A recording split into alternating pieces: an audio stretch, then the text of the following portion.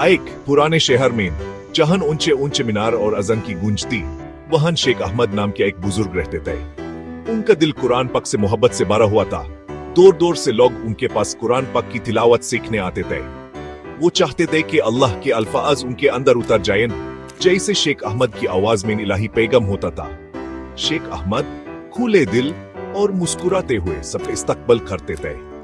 उनका यही कहना था कि कुरान पाक एक तोहफा है जिसको सबसे शेयर करना चाहिए और इसकी हिकमत दुनिया को रोशन करती है। वो उन लोगों की आंखों में लगाव देखते जो उनके पास आते थे और वो उनके अंदर कुरान पाक की मोहब्बत को और बढ़ाते थे।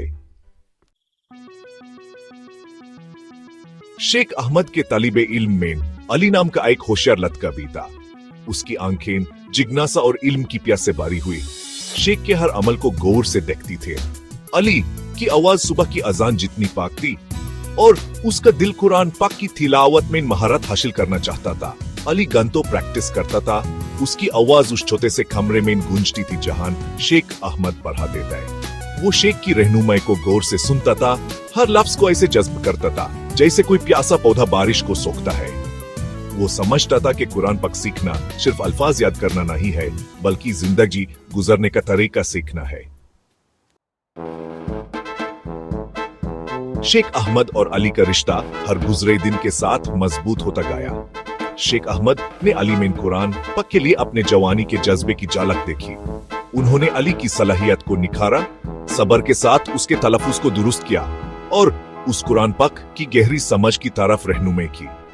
उनके सबक उनके छोटे से कमरे की चारदीवारी से आगे भी जाते थे। वो अक्सर एक दरख्त के साए में बैठते थे। ठंडी हवा उनकी आवाज उनको ले जाती थी जब शेख अहमद नबी पाक और सहाबा की कहानियां सुनाते थे। वो इस बात पर जोर देते थे कि कुरान पाक सिर्फ पढ़ने के लिए नहीं है, बल्कि जिंदगी गुजरने के लिए एक रहनुमा है। एक दिन जब वो साथ बैठे थे, शेख अहमद ने अली के कंधे पर हाथ रखकर कहा, अली मेरे बेटे, कुरान पाक सीखना बीज बोन जैसा है। तुमने इस बीज को लगा और मोहब्बत से पाला है, लेकिन सिर्फ अल्फाज पढ़ना काफी नहीं है।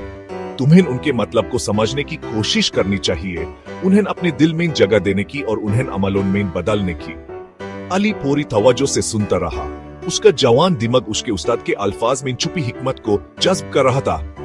वो समझ गया कि कुरान पाक की असली खूबसूरती सिर्फ उसकी फसाहत और बलागत में नहीं है, बल्कि जिंदगी बदलने की उसकी सलाहियत में है। उसी दिन से अली ने चपके से कुरान पाक की तालीमत पर अमल करने का वादा किया। अली की खूबसूरत तिलावत की खबर पूरे शहर में फैल गई। लोग उसकी सुरीली आवाज और कुरान पाक के अल्फाज को जिंदा करने के तरीके से मुतर हो गए। बुजुर्गों ने उसकी सलाहियत की तारीफ की, उसमें अपने समझ का मुस्तकबिल देखा। शेख अहमद ने फख्र से बढ़कर ऐलान किया कि अली आने वाले ईद के जलसा में तिलावत करेगा। ये इज्जत सबसे माहिर कारियों के लिए होती थी और अली ने अपनी कम उम्र के बावजूद अपने आप को इसके काबिल साबित किया था। ईद का दिन आ गया और मस्जिद लोगों से भर गई। खुशियों और शुक्रगुजारी से बारे दिल लेकर परिवार जमा हुए। हर कोई अली की तिलावत का बेसब्री से इंतजार कर रहा था। वो जानते थे कि वो कुछ खास देखने वाले हैं। अली अपने खूबसूरत खपदोन में मिंबर पर बैठा था।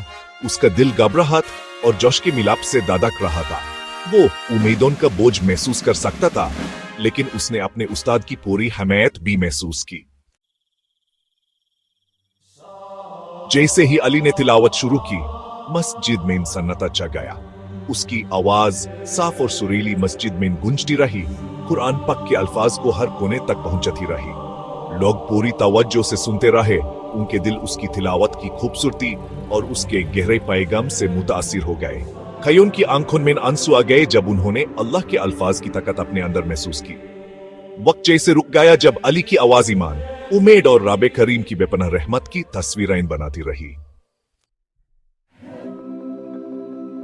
जब अली ने अपनी तिलावत खत्म की तो मस्जिद में खामोशी छा गई। फिर जोर से तालियां बजने लगे।